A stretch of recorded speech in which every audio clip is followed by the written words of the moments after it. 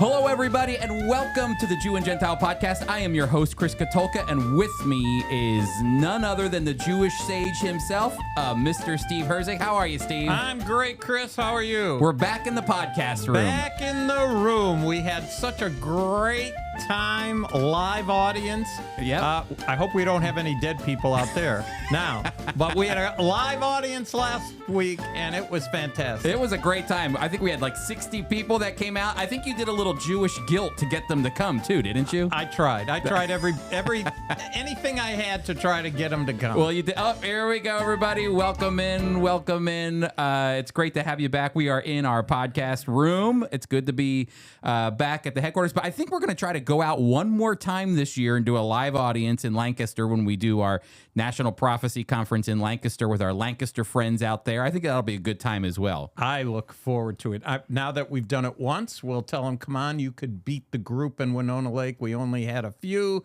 Let's pack the place out, and off we go. That's exact. We can guilt them again, Steve. We can. You might as well Jewish it. You know, what was the line I think I heard you use? Hey, we don't want to be alone. We need people. You know, what were we expecting? 3 people and 60 came. They said, I think somebody said, well, we didn't want you to feel alone. That's right. In fact, Chris, I got there a half an hour before we were even scheduled to go, and there were people there, and that made me feel good. They said, we don't want you to feel bad. So we figured we'll get here and make sure you have somebody. Oh, that was very nice. Well, we had a great time with our live audience.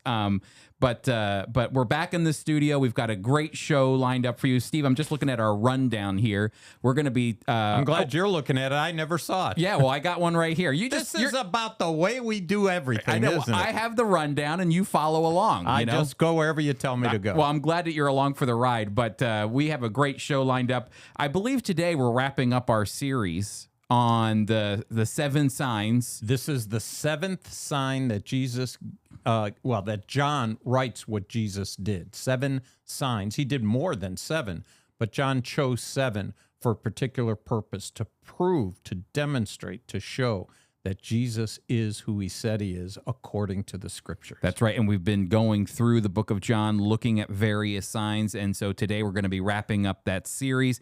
Next week, we're going to air Bassem Eid. We had him for one of our FOI Equip Classes. Chris, he was great. He was great. And so we have a recording of it. We just want our audience to hear that. So I think that's going to be a great one as well. I hope people who've listened to this podcast, if you believe us, to have a Palestinian who we would label, I don't know if he would, but we would label a Zionist, because for him, it was a monetary thing. It's about the economy. And as he looks around, he says, Israel is the place where people can live a normal life. Exactly. And that's which is dangerous for a Palestinian to say. Yeah. And actually, do you remember the reason why?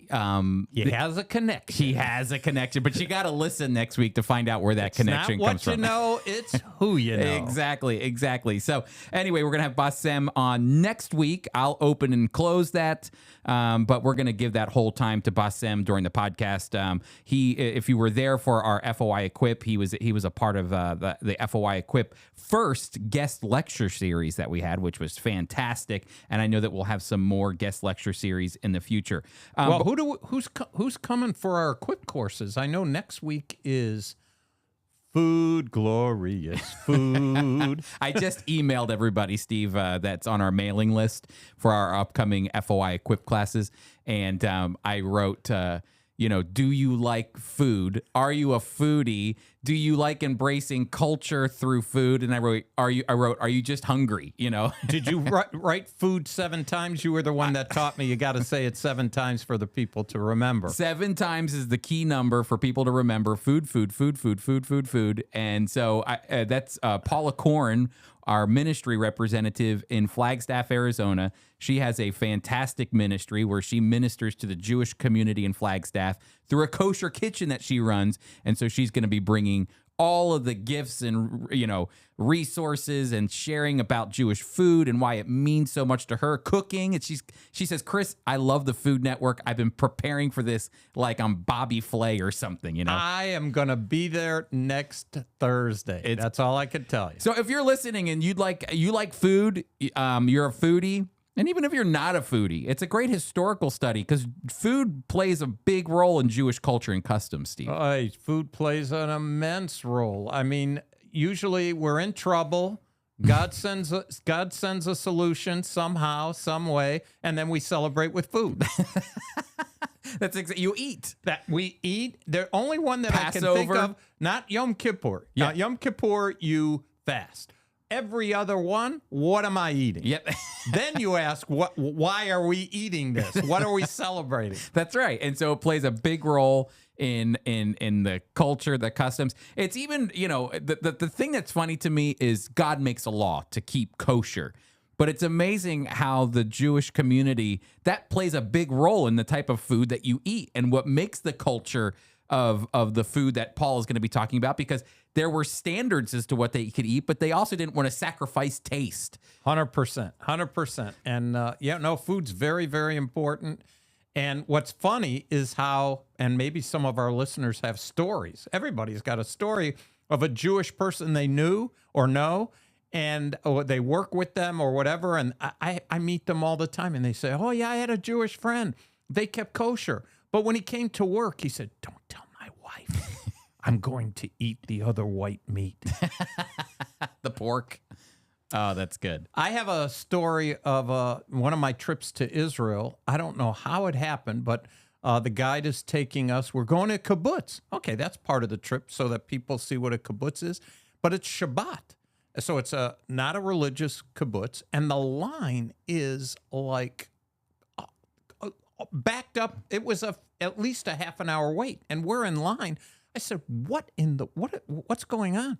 He said, oh, this is special food. This is really good stuff. People come from all over Israel. And I said, what is it? He said, it's pork. I said, that's impossible. I never knew that there was unkosher food in Israel. I said, that's impossible. Not in a Jewish community, maybe in a Gentile community.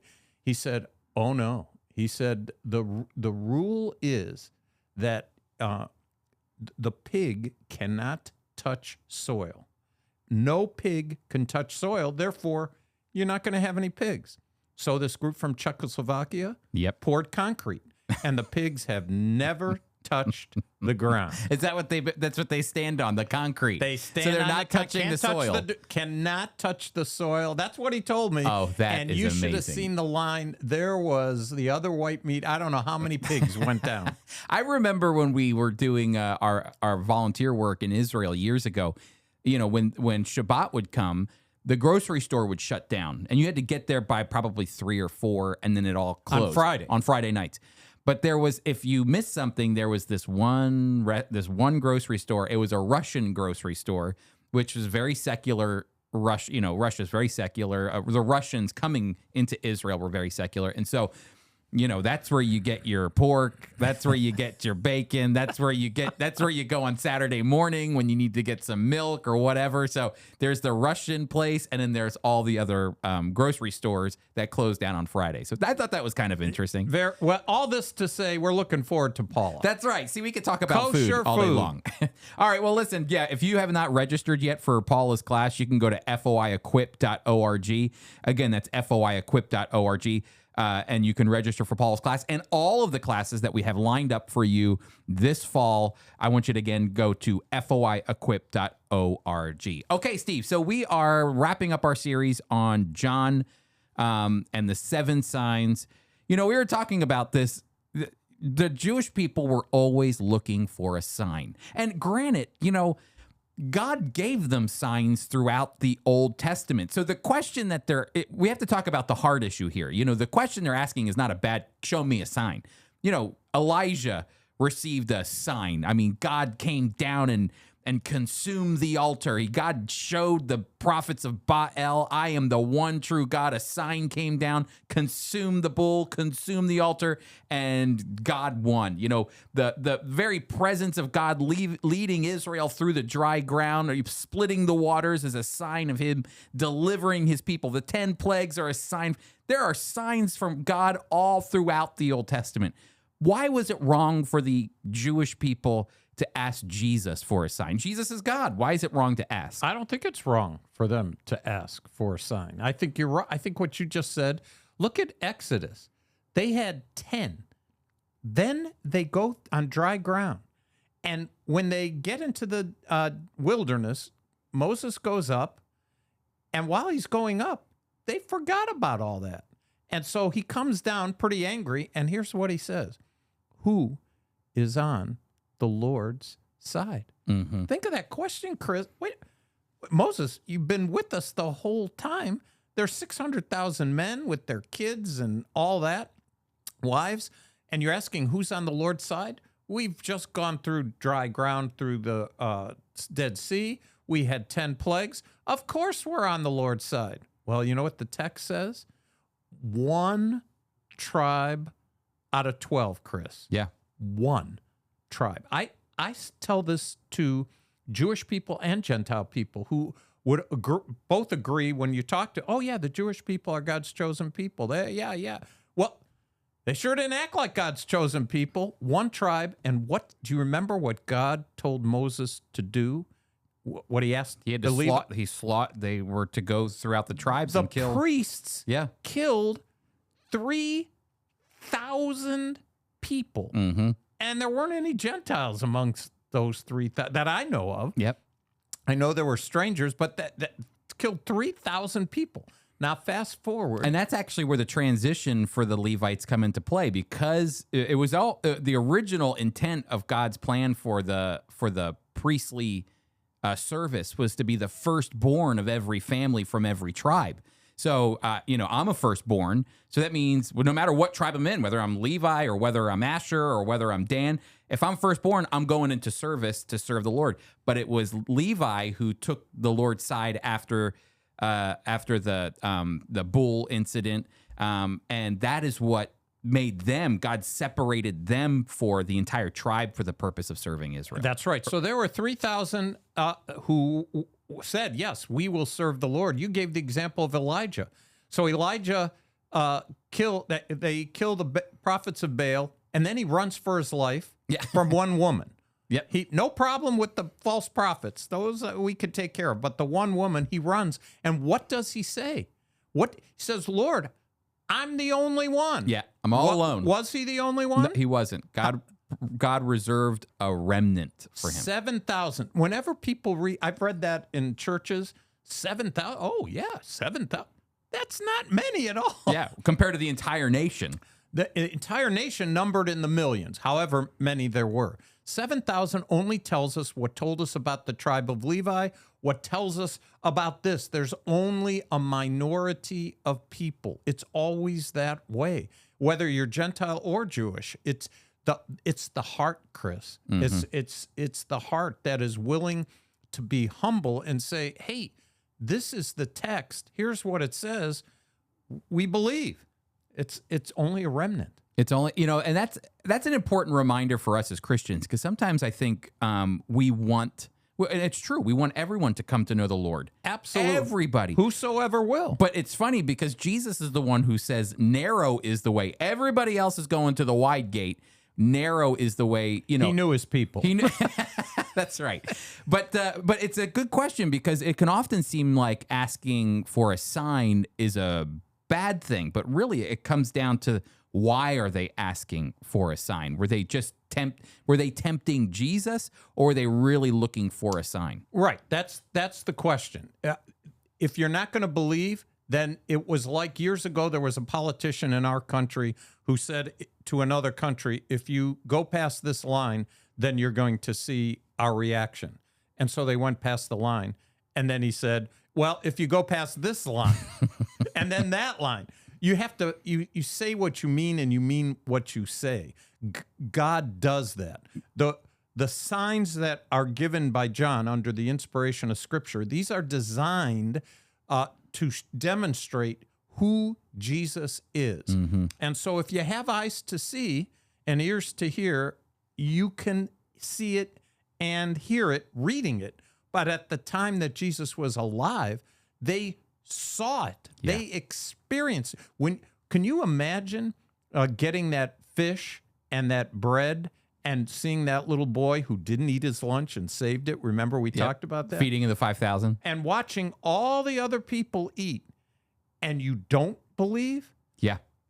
But it happened. Yep. Oh, they knew they had something that they wanted, and they followed him around because what else could he give me? Yep, that what would else be like could he give me? it'd be like the prophets of Baal after that nothing happened from their God, and then all of a sudden Yahweh comes and consumes, and they go, that's nothing. Isn't it? The heart is deceitful above all things and desperately wicked. Whether you're Jewish or whether you're Gentile. You know, people don't like to hear that. They don't like to hear that.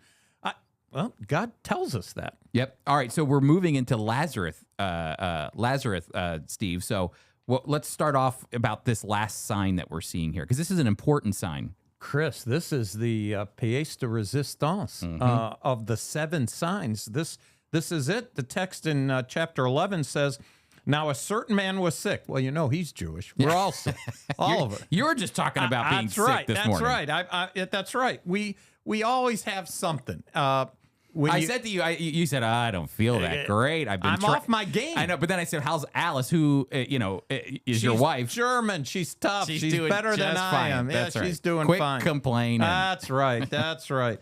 It says, now a certain man was sick, Lazarus of Bethany. Lazarus, the name means God is my help. Boy, did he get it. I mean, he got it. It's great. So he's in Bethany. That's the town of Mary and her sister Martha. And it was that Mary who anointed the Lord with fragrant oil, wiped his feet and her hair, whose brother Lazarus was sick. So as the text goes down, Jesus finds out that he's sick, but he waits. Yeah, it's not unto death, he says. He'll be okay. Let's see what it says. After this, he said to the disciples, let us go to Judea again. The disciples said, Rabbi, lately the Jews sought to stone you. You are going there again? Jesus said, are there not 12 hours in the day? If anyone walks by the day, he does not stumble because he sees the light of his word. But if one walks in the night, he stumbles because the light is not in him. Okay. So his disciples said, Lord, if he sleeps, he will get well. However, Jesus spoke of his death, but they thought that he was speaking about taking rest and sleep because he said, he sleepeth. Yep. That's the King James. Yep. Then Jesus said to them plainly, Lazarus is dead. Wow, Chris, Lazarus is dead. And I'm glad for your sake. Lazarus is dead. And I'm glad for your sakes that I was not there, that you may believe. Nevertheless, let us go to him. Look, Chris, he was a friend of Lazarus. Yeah, they had a tight family relationship. Yes. This was big, and we're going to see how emotional it is. Mediterranean people, specifically, we're talking about Jewish people, but I would say if you're Greek, if you're Italian, if you're Jewish, there's something about Mediterranean people. We are very emotional. Food is important. We're doing that for Equip. Yep. And relationships are really important.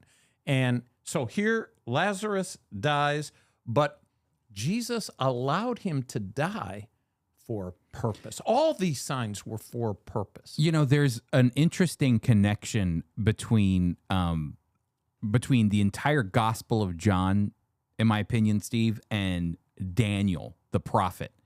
Because Daniel, at the very end of the 12 chapters, hears... because Daniel says, when are all these things going to take place? When is all this going to happen? All the prophecy that you've shared with me about Israel, the Jewish people, the end times, all of these things. And this angel reveals to Daniel, these events will take place, but ultimately in the end, some will rise to life. That's what he says. Talking about resurrection. Some will rise to life, and some will rise to eternal shame. So some will rise to everlasting life, it says in Hebrew, or eternal life, and some will rise to everlasting shame. When you go back to passages like John chapter 3, verse 16, John 3:16, which we all know very well, when John writes that, when Jesus is speaking, I think he's going back to Daniel chapter 12, verses 1 and 2, when he says, for God so loved the world that he gave his one and only son, that whoever believes in him shall not perish. That same idea of some will rise to life and some will rise to everlasting shame. Some will not, that believes in him shall not perish, but have eternal life. When we're talking about the book of John, I think when Jesus is thinking about eternal life, he's actually thinking about resurrection, people rising from the graves and living eternally in everlasting life, not everlasting shame. And I think that's really what John is trying to push as he's communicating these signs as well. Here's a moment where, we're going to see a resurrection take place. And I think that all is very important to Jewish culture and Jewish theology. The idea of resurrection wasn't something that Jesus made up when he came bursting out of the grave. It was something promised in the Old Testament. I think you raise a good point. It's one thing that evangelical Christians and Orthodox Jewish people agree with. You could go to the Mount of Olives, and there are people, Jewish people, dignitaries, big people who are well known, who are buried there because it's higher up, and in the resurrection they'll get up quicker. Yep. Sounds kind of funny, but it's an honor to be buried there. You're quoting Daniel chapter 12 and verse 2. Those who sleep in the dust of the earth. I use this in churches. So it's a Jewish teaching. I use it in a church when I speak, and I'll say, hey, how many of you know about Let's Make a Deal? Old Monty Hall. You probably don't know who he is. You're too young. Monty Hall had a game, Let's Make a Deal. They had 3 doors. So I say, we're going to have 2 doors. Door number 1, there's a curtain. Door number 2, there's a curtain. But behind door number 1 is everlasting life. And behind door number 2, it says shame and eternal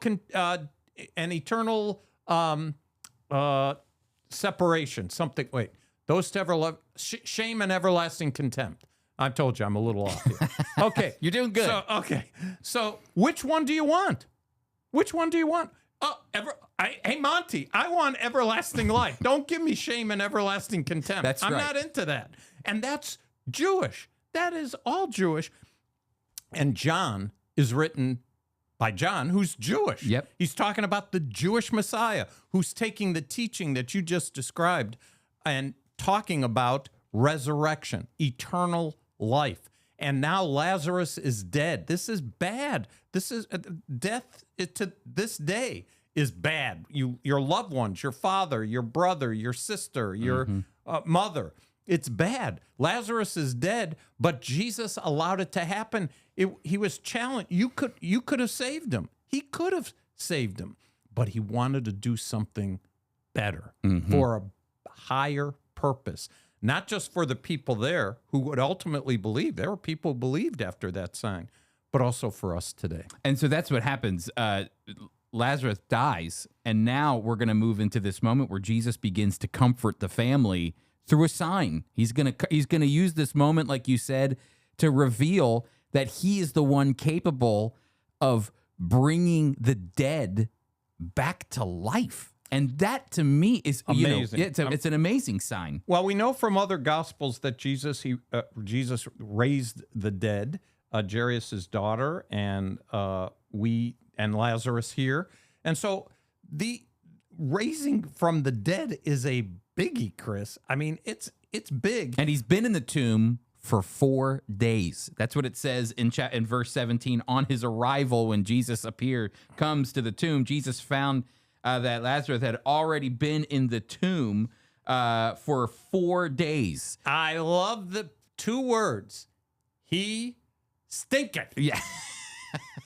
I love those 2 words. It's King James. He stinketh. That's right. And it goes on in verse 18. Now Bethany was less than 2 miles from Jerusalem, and many Jews had come to Martha and Mary to comfort them in the loss of their brother. Today, Jewish people sit Shiva, which means for 7 days they mourn the loss of their loved ones. It's a common Jewish practice. It's a part, very common. And there's something special about it. It's a time of closure. It's a time for your friends to come and take care of you, your family to take care of you during your loss of your loved one. And you're sitting Shiva, which means you're sitting for 7 days. You sit lower than everybody else. The seats are specially designed so people will tower over you. You're supposed to cover the mirror. You're not supposed to take a shower to relax. It's to be the whole period of time is mourning. Yeah, mourning. And accentuate it. And for most people, if they have a close relationship, as the family does, it's easy to do. But But from a psychological point of view, it's a very healthy thing. We sometimes think in Christian circles that, oh, person's dead, they're with the Lord, I'm okay. Yeah. Well, no. Yeah. Jesus, in a righteous, holy, perfect way, was not okay. How do I know that? He wept. He wept. That's right. He wept. There was a sense of loss. He's human, 100% human, without sin, but human. He felt the emotion. His friend died. And that's why it goes on. It says in verse 20, when Martha heard that Jesus was coming, she went out to meet him, but Mary stayed home. Lord, Martha said to Jesus, if you had been here, my brother would not have died. You know what's amazing is that they assumed that Jesus could heal him. Yep. Isn't that amazing? Like, they knew if Jesus was here, that he could heal their brother. But now that he's dead, too bad. He's limited. Move on. She attributed to him that he couldn't do a resurrection. That's right. And that's why Jesus is going to do this, to show that he actually goes beyond just the miracle worker of the healer, but he's going to do more than that. He's going to raise the dead to life. And he's going to say another I am. Chris, we've gone through a few I ams. I'm the bread of life. I'm the light of the world. I'm the good shepherd. Here he says, I am the resurrection and the life. Jesus is life. L'chaim. L'chaim, life. Jesus, we don't think that way. That's the Jewish way. Jesus is life. He's not death. He's the resurrection and the life. Your illustration so well put, Daniel. Some to everlasting life. He's life. Some to everlasting shame and contempt. Go with Jesus and you'll go with door number one. Yep. And listen to some of this prophecy in here, Steve. I love this. To think how Martha was thinking prophetically. Listen to what it says. It says, Jesus said to her, I'll go back in verse 21. Lord, Martha said to Jesus, if you had been here, my brother would not have died. But I know that even now God will give you whatever you ask. And Jesus said to her, your brother will rise again. Listen to this prophecy that's in Martha. Martha answered, I know he will rise again in the resurrection of the last day. That's right. I know I'll see him again. I know he's going to rise. But notice that means that she understands prophecy. She's thinking like Daniel. Everyone resurrects, Steve. That is a biblical truth. Everybody resurrects. Everyone that's ever been created since the time of Adam and Eve resurrect from the dead. Some to life, everlasting life, eternal life. Some to, as you said, everlasting contempt or shame. And so here, Martha's going, I know I'm going to see him again in the resurrection to come. And Jesus, I love what he says. Jesus said to her, I am the resurrection and the life. The one who believes in me will live, even though they die. And whoever lives by believing in me will never die. Do you believe this? And she does. She does. She does. She calls him the Son of God. Chris, that's big from a Jewish point of view. That's huge. This is an interesting concept, too, because notice what she couples. She says, yes, Lord, she replied, I believe that you are the Messiah, the Son of God, who has come into the world. This is such an interesting connection because, I think Paul does such a great job in the beginning of Romans highlighting who Jesus is. He's a son of David.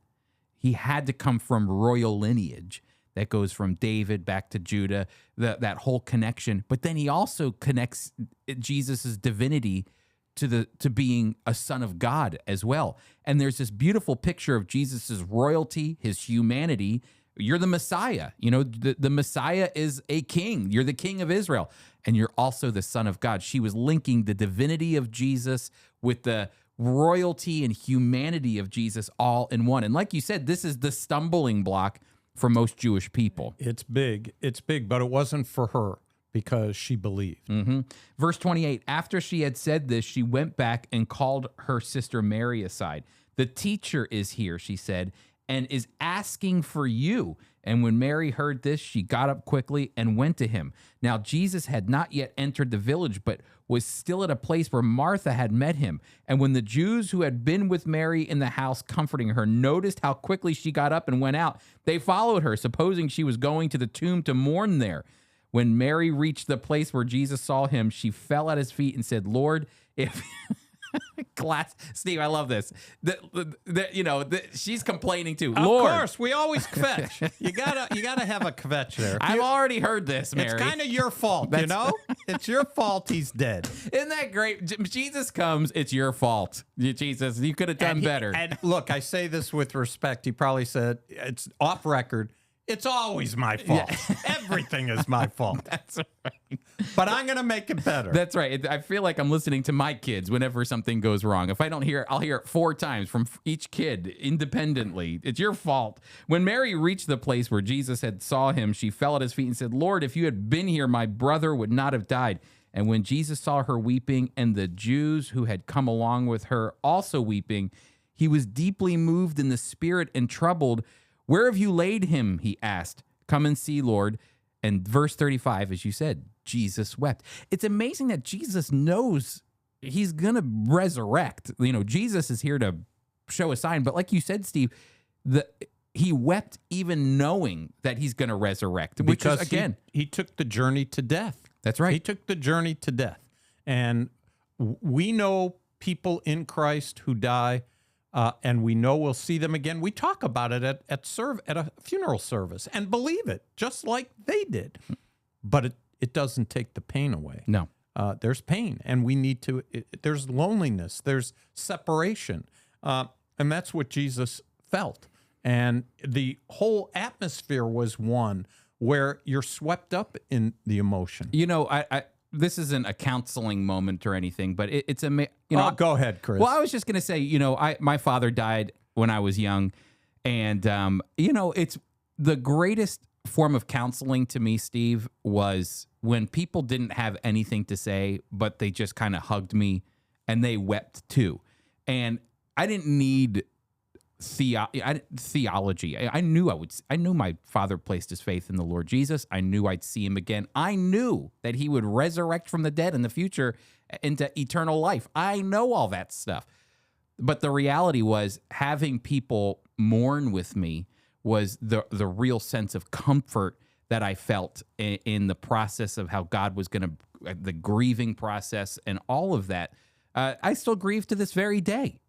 When I see my kids and I think about what my dad's missing out on and all the grandkids. But the reality is that the people I identify with the most are the people that mourned with me and didn't have an answer. There was no answer. The answer is, hey, I'm here for you, period. And there's Jesus there in that moment. That's right. And that's true, 100% true. And when we go on in the text, it says, after Jesus wept, then the Jews said, see how he loved him. And some of them said, come, could not this man have opened the eyes of the blind, also have kept this man from dying? And the answer is, yeah, he could have. He absolutely could have. So Jesus, groaning in himself, came to the tomb. It was a cave, and a stone lay against it. That's the way cemeteries were, Chris. And in fact, whitewashed sepulchres, which Jesus used as an expression, that was done to benefit especially priests and other people. You don't want to get contaminated. They would take the caves and whitewash them so that you wouldn't be trafe, unclean. And so he was in a cave, and Jesus said, take away, this is where I love this part, take away the stone. Martha, the sister, said of him who was dead, Lord, by this time there is a stench. I don't like the New King James, not for this one line. Mine says a bad odor. He stinketh. Yeah, he stinketh. I'm seriously, what? All done on purpose. Mm-hmm. Why? Because the people there, when this guy's been there 4 days. Yep. They don't use. This isn't a magic trick. They don't inject anything in. The person's dead. They're in that cave within 24 hours, and to this day, Jewish people, there's no injections, no anything. You're dead. You're buried within 24 hours. So now it's 4 days. The body's decomposing, and so they're nervous about this. So they took the stone away from the place where the dead man was lying. Jesus lifted up his eyes, and here's the prayer. What a great lesson. Father, I thank you that you have heard me. He knows God the Father's hearing him. And I know that you always hear me. But it's because of them who are standing by, I said this, that they may believe that you sent me. That they may believe. Now, when he had said these things, he cried out with a loud voice, Lazarus, come forth. Chris, what would have happened if he didn't say Lazarus? What if he said, come forth? A whole bunch of dead people. Oh, interesting. I never thought about that. He's calling him by name. He's the Son of God. He's God Almighty. I only want one at this time. This for my lesson. It's my friend. Lazarus, come forth. If he would have said, come forth, you dead. Yep. Whoa. Yeah. There would have been a general resurrection at that point. And the other thing is, he's bound up. Chris, when I first read this, because I was 22 years old when I read the New Testament for the first time. And when I went over this, Lazarus come out. In my mind, so he came out. Well, I didn't connect to all the dots. Chris, he's wrapped up. Mm-hmm. His arms are wrapped up. So how do you think he came out when he was told to come out? How do you think he came? Probably bound, jumping. Well, that's the only way you ever do those races, sack races? A sack, yeah, exactly. So you got this. He's probably like, what's going on? Everybody, first of all, you open it up, you go, oh man, what is that? And then boom, there he is. And he's probably saying, yeah, get me out of this thing. Hopping out. I believe the people there, their eyes were bugging out. Yeah. Mine would, wouldn't yours? 4 days dead. That's an amazing that now he's coming out of the tomb. He's wrapped up still, and Jesus says to him, "Take off the grave clothes and let him go." He's been resurrected. He's been dead for 4 days, and now he's alive again. A sign. I had a friend, when we were in Chicago. This is significant for me. They were some of the first people we met when we were ministering in Chicago. And he asked me a lot of questions about Jesus. He was raised in a Jewish home. His wife was Gentile, raised in a not an evangelical church, but a churched person. And we're discussing who Jesus is and all this. And when he finally read this and realized that after this, the people didn't believe, there were people, the Jews, the leadership said, we got to kill this guy. They recognized what he did, and it's because of what he did and the implication for them. I remember I was sitting in the back seat with my wife, Alice. He was sitting in the front. His name was Mike, and his wife's name was Julie. And they're sitting in the front, and he said, I got it. It's one of those aha moments. He said, it was all political. It's all, they were questioning their power. Yep. It wasn't, he was who he was. They knew who he was and said, I don't care. We're not going to follow you at all. Mm-hmm. It's political. And he said, I understand. I thought that was amazing. It is. Because actually what ends up happening after this is that there's a plot to kill Jesus because of this amazing sign. I mean, this is one of those signs where it grabs it's one thing to heal somebody. Like, that's a miracle. But I like the way it's one thing to heal. Yeah, it's... Okay, yeah, that maybe somebody else could do that. No, I'm just saying, like, there's been a lot of healing, but not a lot of I mean, that goes back to, again, Elijah as well, and the people resurrecting and coming back. That's a different. You're bringing the dead back to life now. That to me is on a different plane, even more than. I'm not trying to undercut the miracle of the healings, but I'm also saying... Oh, it's the biggie. It's the biggie. It's the biggie. Because it's also what's going in their mind when it comes to resurrection. It's connected to prophecy from the Old Testament about God's actions on earth, the coming of the Messiah. All of these things would have been jumping around. And even like you said earlier, Martha, they go, we believe that you're the Messiah, the Son of God. So that, like your friend said there, it is political. That's a very political title, the Messiah, the Son of God. It's political. Verse 47, then the chief priests and the Pharisees gathered a council and said, what shall we do? That's a good question. Here, Lazarus is raised from the dead. It's a mighty good question. What should we do?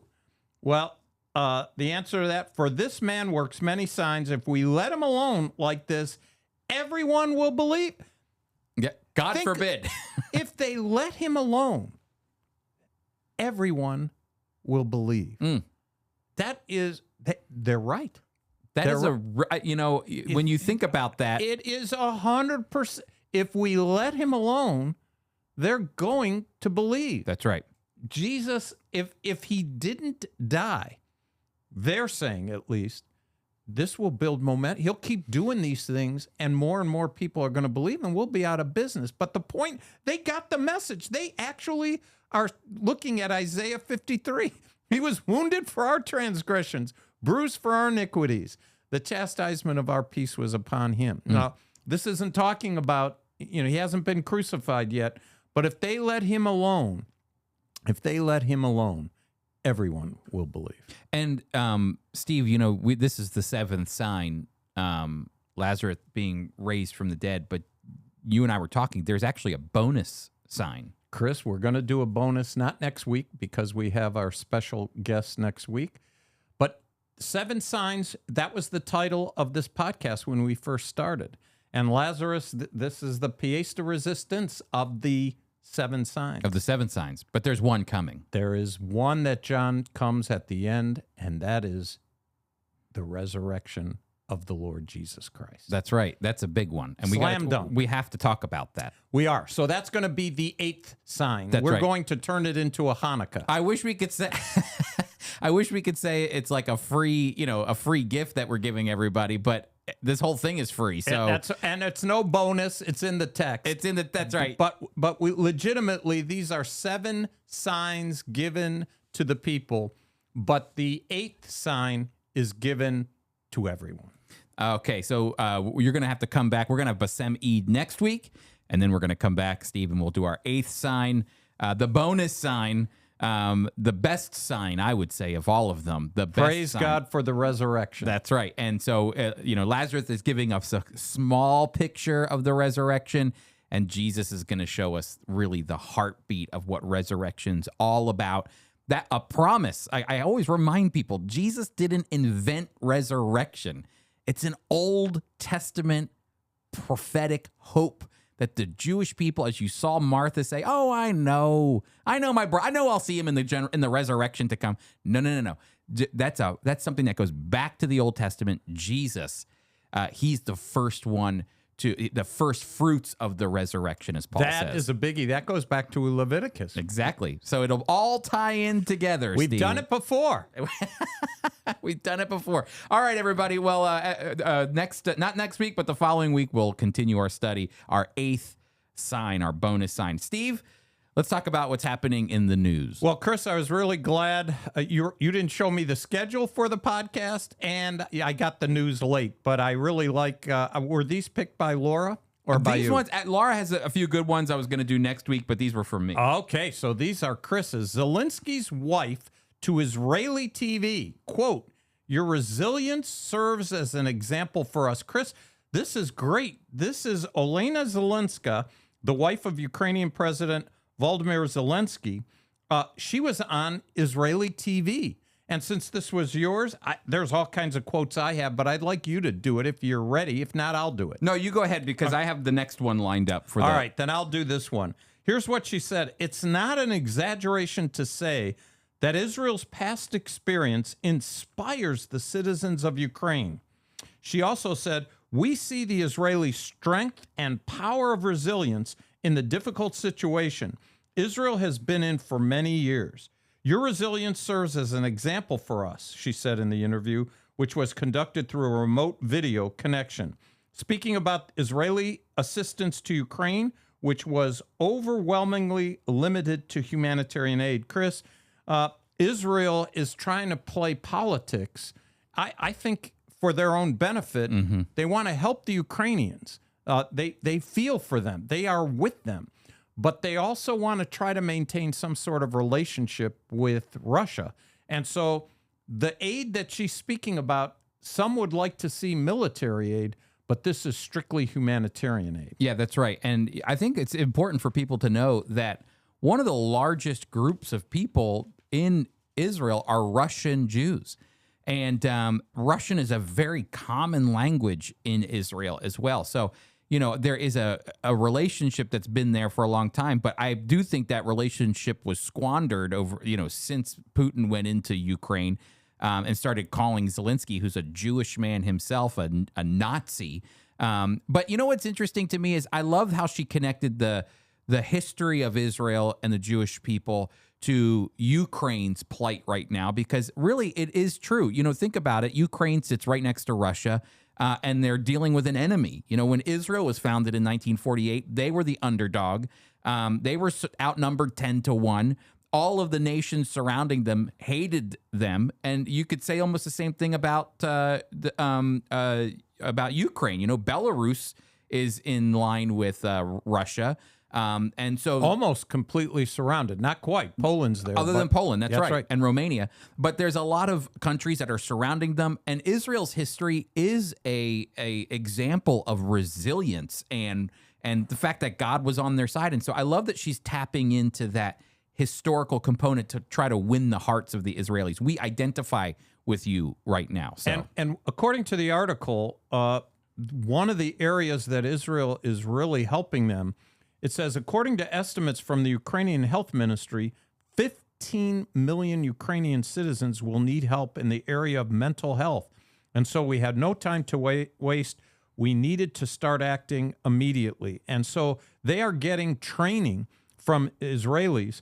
The Ukrainians are with their mental health professionals to help, because, Chris, war is trauma. It is. Israel deals with trauma all the time. I know that we as an organization have contributed to the Israel Relief Fund for bomb shelters. And Chris, you weren't prepared for this, but I know you know the story. You are aware of children in Israel who are traumatized by when a rocket goes off in their area. You want to tell us? Well, I know that we do bomb shelters, and like what we were talking about, especially down in Sderot, which is on the border of Gaza and at the Gaza and Israeli border, and they do a lot of work to try to ease the PTSD that comes from children. For children. I mean, you have to imagine if one day your kid's out playing in the park, and the next thing you know, there's a siren going off. And they are just accustomed to running underground to an underground park. There are underground parks for kids to play at in Sderot because of all the rocket fire that's coming. So there are programs that are there, and I believe Friends of Israel supports them as well, that are trying to help kids deal with the PTSD from the constant rocket fire. And I know that it's amazing that even the Israelis try to turn, lemons into lemonade. They'll take even the rockets that have been fired and land in Sderot or in those surrounding communities. Shrapnel. Yep. That's right. And they'll turn it into jewelry and try to sell it to, raise awareness about what's going on in Israel. So, which helps with PTSD as well. But the kids, I mean, can you just imagine being a kid? We were talking about this with Rabbi, I'm trying to remember. Goodbye? No, the one that does the bomb shelters. No, I forgot his name. I know. We'll have to remember it. It will come to mind. But he builds the bomb, or he is the one that organizes the bomb shelters, and Friends of Israel gives to him, and we've got several bomb shelters. But he was describing it once, and he was saying that, imagine you're a kid, you're playing tennis, and then all of a sudden the siren goes off. There's bomb shelters just near parks and near the tennis courts so that kids can just run right 15 seconds they have. Yeah, 15 sometimes seconds. less. Yep, exactly. So you can imagine the PTSD that comes from war. It's hard in America to think about PTSD for students, for kids, little kids. Yeah. And I know one story I heard when I was in Israel of when the rocket went off, kid was safe. It was time to get out. The thing was over. Wouldn't go. Wrapped up in a little ball and just said, I'm not leaving. I can't leave. Yep. And it's difficult. And I think that the Ukrainians realize that, and Zelensky's wife, she is thanking them for helping. We need, she said, all the help we can get. And Chris, we certainly are working to help those in Ukraine.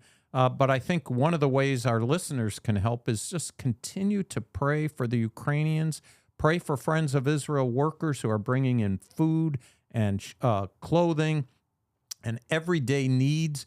And for some Jewish people, getting them out so that they can make Aliyah. That's right. That's really important. That's the work that we're doing right now as well with our team on the ground in Ukraine, helping Jewish people make Aliyah to Israel during this difficult time. Well, let's go from something kind of sad. I mean, it is sad, but good in the sense that we're helping Israel. But this one, I'll just say the first two words: Muscular Judaism. I've never said that before. My whole life, muscular. I never met a muscular Jewish person. Well, that's why I picked this, because I think sometimes you make jokes that there aren't many Jewish people in sports. You know, you have your Sandy We report Koufax. sports. That's, but you've got some famous Jewish people in sports. We have a few. But this one, I liked Muscular Judaism. I think first, Steve, it's important for us to highlight why we're talking about Muscular Judaism, because in Israel right now, they're doing something called the Makaya Games. What are the Makaya Games, Steve? Well, Maccabees, of course, were the ones who invented guerrilla warfare. We celebrate Hanukkah. And the Jewish people at that time, about 165, 170 BCE, before the Common Era, were under Antiochus Epiphanes. The army was strong. They're just farmers.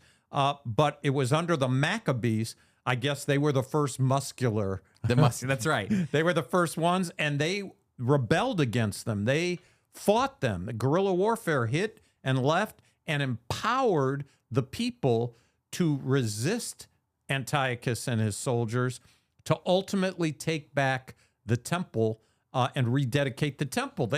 So the Maccabee Games are designed because Jewish people, especially my people from Eastern Europe, we're slow, we're not fast, we read books. We read books. That's right. We're teachers. We work in this end. That's right. Professors. Games, athletes and games go back to the Greeks, where they were nude. And Jewish people, according to the law, wouldn't get involved with that. So he said, let the goyim do that.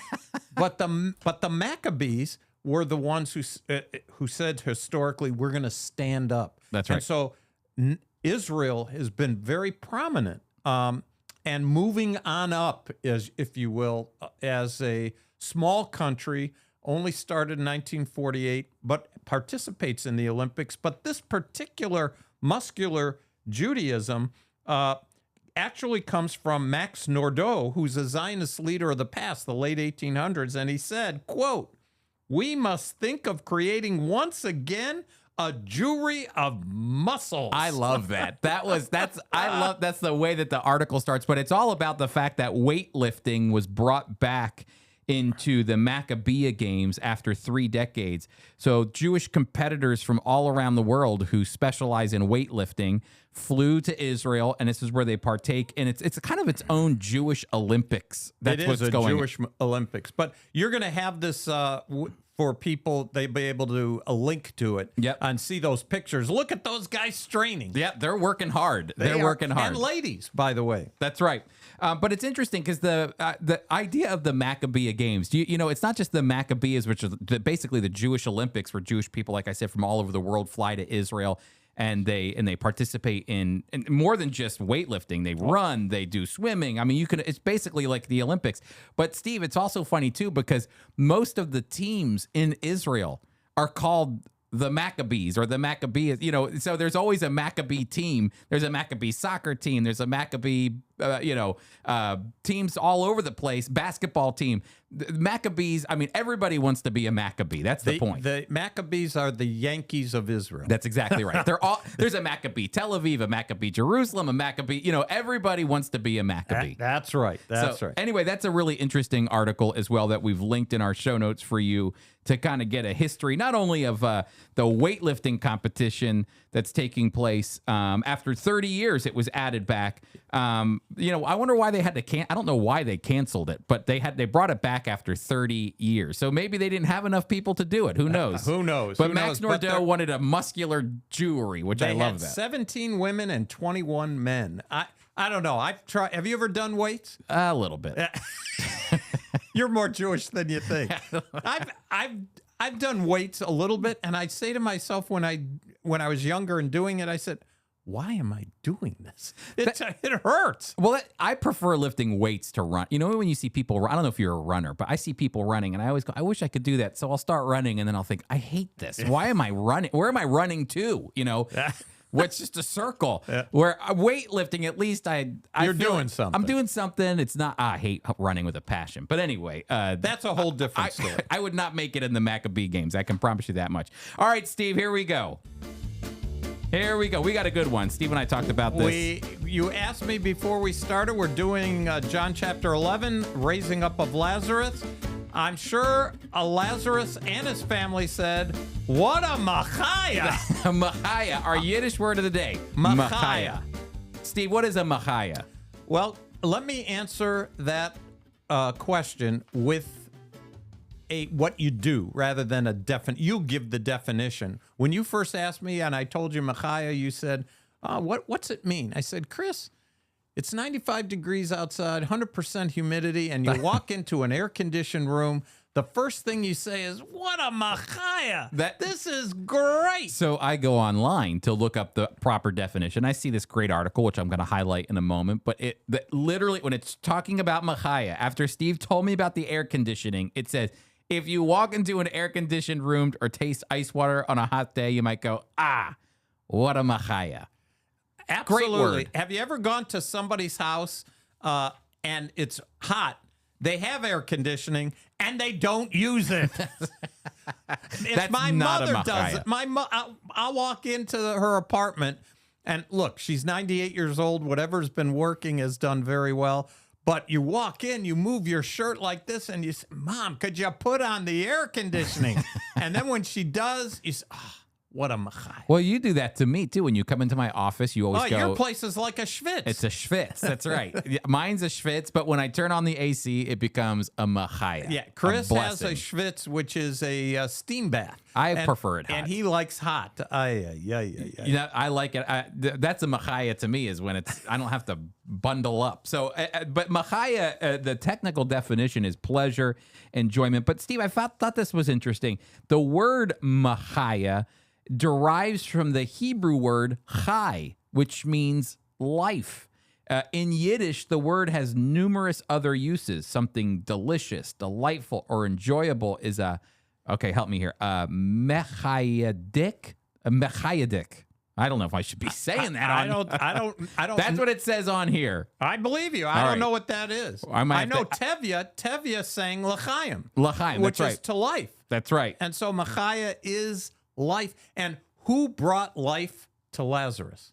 Jesus. And that's the other part of the this. resurrection and the life. That's right. A mechaya. And that's the other thing that's interesting. In light of this mechaya, the blessing, it also says because it's connected to chai, life, in Jewish tradition, the belief is that there will be a resurrection of the dead. So even mechaya means resurrection, that there is going to be a resurrection of the dead. It's a part of Jewish theology that goes, of course, back to the Bible, but codified in Maimonides in the 13 principles of faith, it says. So there you go. What a mechaya. A mechaya. We have a mechaya in Jesus today, but we Amen. have a mechaya coming for us as well. That's right. There's a mechaya to come. A mechaya to come. I like it. Well, everybody, thank you so much for joining us on this Jew and Gentile podcast. It's been a good one as we've been studying through John chapter 11, the 7 signs. We've got a bonus sign coming up for you, but next week, again, don't forget to tune in. We've got Bassem Eid,